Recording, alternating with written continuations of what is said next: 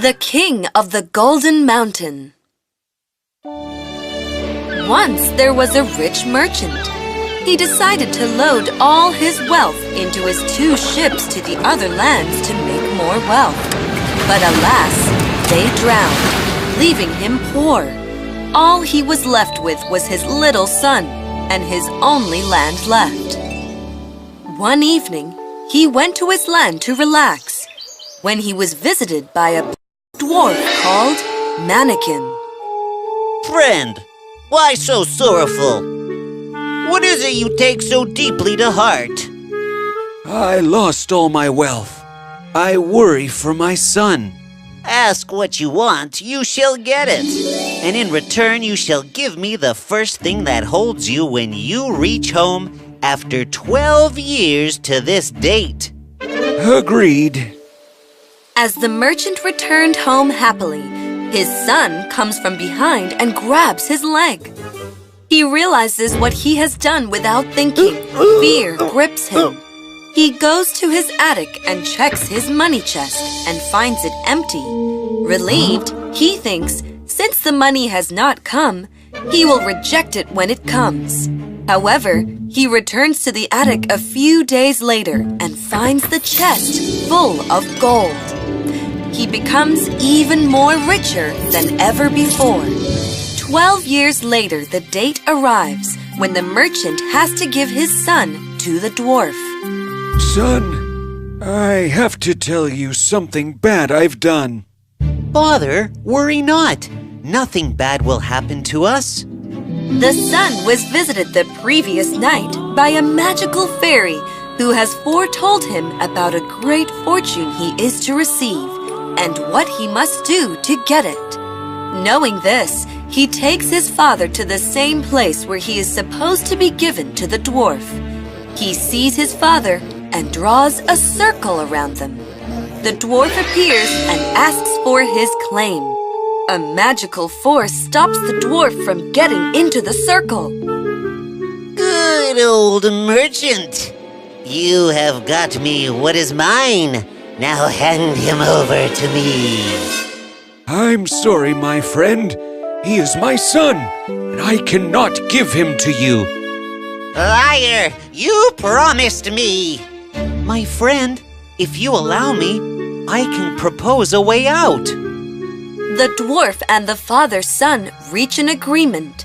They decide that Hazel be placed into a boat, which will be pushed into the sea by his father, so as the waves may decide the fate of the floating boat and Hazel with it. After drifting for a while, the boat gets caught in rough waters and turns upside down. The merchant feels sorrow at losing his son. The dwarf feels content having gotten his revenge. Both men turn around and disappear. However, young Hazel survives as he remains afloat on the drifting boat, which after a few days arrives at a strange shore with a very large palace and a golden mountain. Young Hazel enters the castle and finds it empty. His joy turns to despair as he searches every room for someone. Finally, he comes across a white, coiled snake. He is terrified. Hello, traveler. I'm Princess Nuada. I'm trapped in this spell which can be broken if you suffer agony from 12 men who come here in the dark. You have to suffer this for 3 nights, and the spell shall be broken. I will be back in my human form, and I shall restore you as you are and marry you, and bring back our subjects for us to rule as king and queen of the Golden Mountain. Hazel agrees. The men come and beat him. The spell is broken. The princess becomes human. She revives Hazel. The subjects return as they marry each other. They give birth to a beautiful baby boy, and 7 years pass.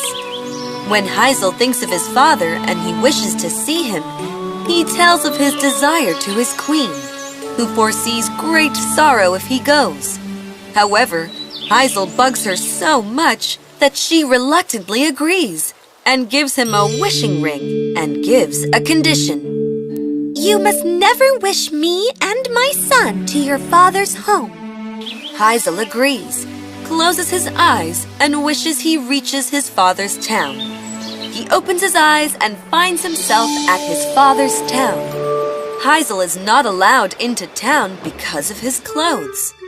He makes a deal with a shepherd and reaches his father's home, finds his father and tells him, Father, it's me, Hazel. My son died many years ago.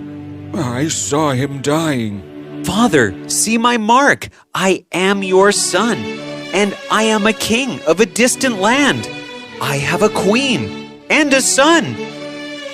You are my son, but you are no king. You are a shepherd. And where is your family now? The queen arrives and is very unhappy too.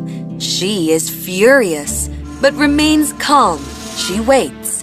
Hazel takes her to the same shore from where he had set sail.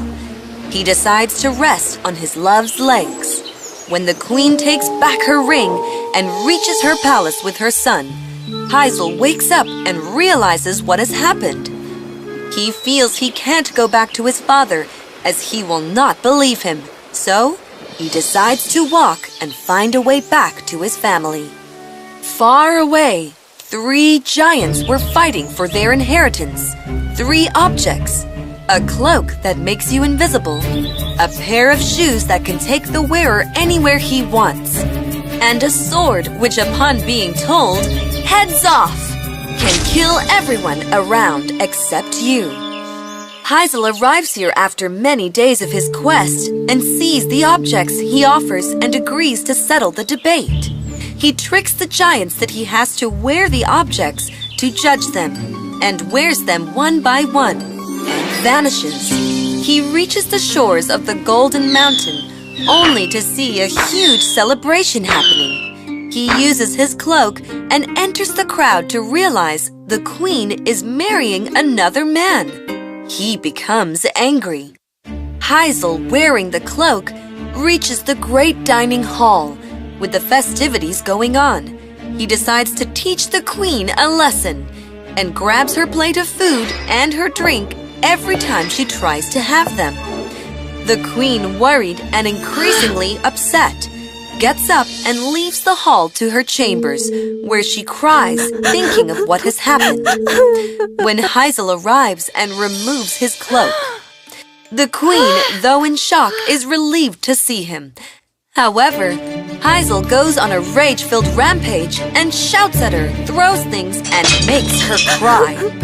In the same rage, he enters the hall and shouts out, Subjects of my kingdom under the Golden Mountain, I am back, and this wedding is canceled. However, he is faced with ridicule from the nobles and the people who laugh at him. Enraged, he wields his sword and screams, All heads off, except mine.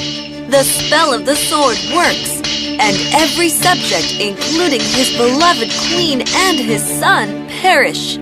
He realizes what he has done, that no level of greed and anger is worth the sacrifice of one's family. He cries, goes sits on his throne as the lonely king of the Golden Mountain. The end.